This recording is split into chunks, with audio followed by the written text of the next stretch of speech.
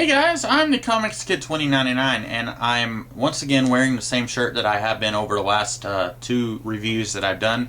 And I guess there's a Saturday falling in between some of these videos, so this may actually have been the new week, if that makes any sense. This is probably boring to you guys. Anyway, I've been filming videos over the last 30 minutes or so, so I'm once again going to be filming another review. Today I'm reviewing The Astonishing Spider-Man and Wolverine. I bought this book discounted at a Books A Million. It was in the bargain section. I got it because it was related to the X-Men world, and I am one of those people. I really love the X-Men, so I try to get all of the X-Men stuff that I can, even if it's something that might not be very good. I wasn't expecting much from this series. Now, I have enjoyed some stuff by Jason Aaron before. He wrote a brief arc of Wolverine after Messiah Complex, and I thought it was pretty decent. And I know he's done some other stuff. The Hulk run, that's what I was thinking of. I really liked the second half of his Hulk run, but I didn't really know what to expect from this because I'm not a Spider-Man reader. I don't really care about Spider-Man. I know there's Spider-Man fans out there. There's a lot of them. I'm just not one of them. And I'm not dissing Spider-Man fans. I just don't care about the character. So the reason I got this was because it was Wolverine. If it had been Spider-Man and the Hulk, the Astonishing Spider-Man and the Hulk, I wouldn't have bought it, even with the same creative team. Art is by one of the Kubert brothers. I don't remember which one, but it's the guy who did Wolverine Origin, the first Origin miniseries, the one where we find out his name is James Howlett. It's that artist, the guy who did that. He also had a run on Ultimate X-Men, and I am not able to find his name anywhere in here. Adam Kubert. I always get Adam and Andy confused, and they kind of sort of have similar styles a little bit, but they do look different. So this is done by one of the Kubert brothers. It's really good art. I like both the Kubert brothers. Actually, I think I like Adam a little better than Andy. But anyway, this is Adam, right? I just looked. It's Adam. This book is insane, and I love it. I had no idea what I was getting into when I started reading this. If I had known, I would have read it the day I bought it. Probably I would have started reading it the hour that I bought it. This book starts with Wolverine and Spider-Man at the dawn of time, right around before the big asteroid that kills the dinosaurs. When it opens and you realize that it's Peter Parker having this big narration where there's dinosaurs and these prehistoric looking insects, you're like, wait a minute, what? And like me, I had to reread all those captions, keeping in mind that it was Spider-Man talking. And for at least the first few issues, in a way, it kind of reminds me of Quantum Leap, where, like, for the entire first issue, they're in prehistoric days. Actually, I know nothing about, like, dinosaurs and stuff, so when I say prehistoric, I mean, like, dinosaurs and mammoths, woolly mammoths, stuff like that.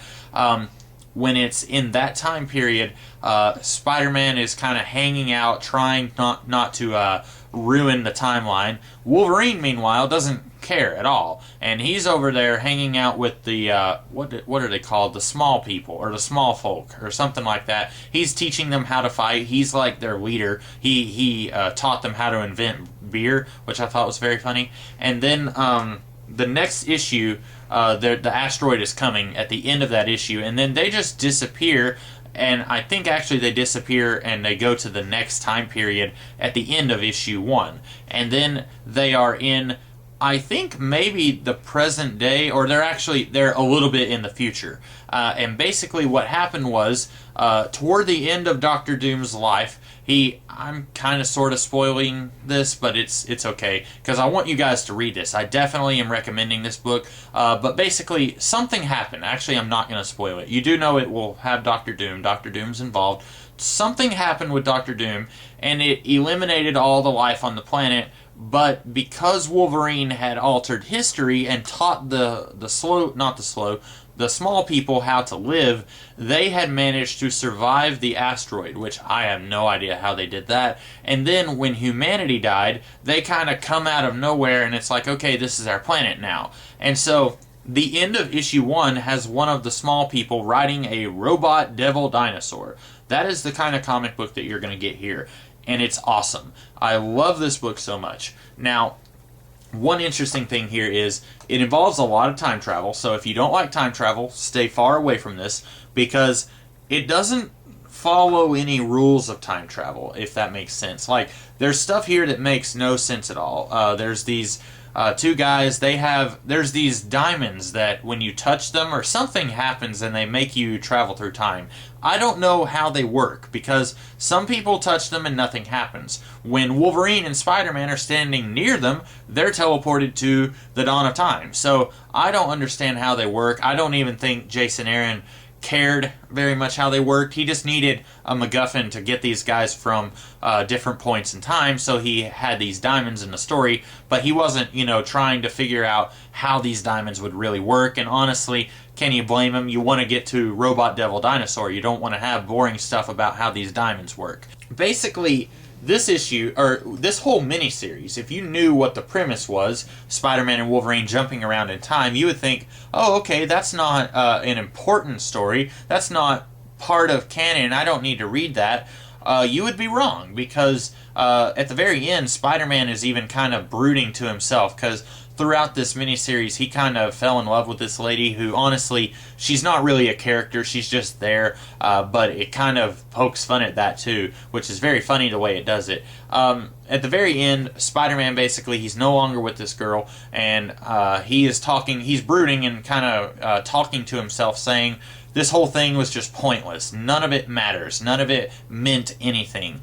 And it does matter, because there's something that happens at the end that then later feeds into Jason Aaron's Wolverine and the X-Men series, which I found to be a very interesting way of bringing that character forward in time. And I'm not going to say who it was, but it's a character, I will say this, it's a character that Adam Kubert has worked on before, and it is a character that Jason Aaron has much more recently worked on. So those were some hints for you. And I was when at the end of this, whenever I saw that character in the present day, I was like, hold on a second, is that how that character is here in the present day? I didn't think that that was how it would happen. Read this, guys. I don't really want to spoil anything. Of course, there's some stuff that doesn't make any sense, like how do the diamonds work? How is it that everything is restored back to normal? We get a little cameo from agents of the Time Variance Authority, and their job is to fix time. And then when they show up, you're kind of wondering, okay, where have these guys been this entire time? Because, like, Spider-Man and Wolverine spend, like, 3 years in the Old West, so you're wondering, where were the Time Variance Authority guys during all that time? It doesn't really make sense how time is restored. It doesn't make sense that, this is a spoiler, that the girl that Spider-Man fell in love with, she doesn't remember anything that happened, but then Spider-Man and Wolverine do. But then again, that's to be expected. If they lost their memory, then this book really would be pointless. Read this. I did not know what it was going to be. I thoroughly enjoyed it. This is, in my opinion, the best team-up story that I've ever read. I've read stuff like Captain America Wolverine from the late 90s, Wolverine and Hulk, I read one of those. Wolverine and Punisher, which I reviewed here recently. I've read those books like that, and some of them are good, some of them are not. This is easily the best of the best. I'm going to be rereading this someday.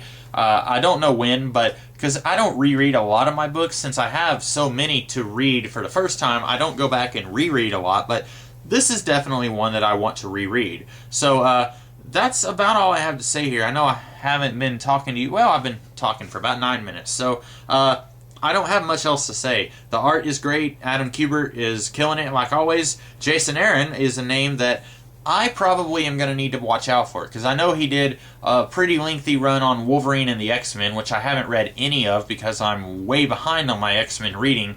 But I'm going to be very interested in reading what he did on Wolverine and the X-Men, because I really enjoyed this, and I really enjoyed half of his Incredible Hulk run. So I'm going to be interested in seeing what all he does. And that's about all I have to say. So I hope that you guys enjoyed this video. I hope that maybe I was able to help convince you to buy this. I think it's really worth it.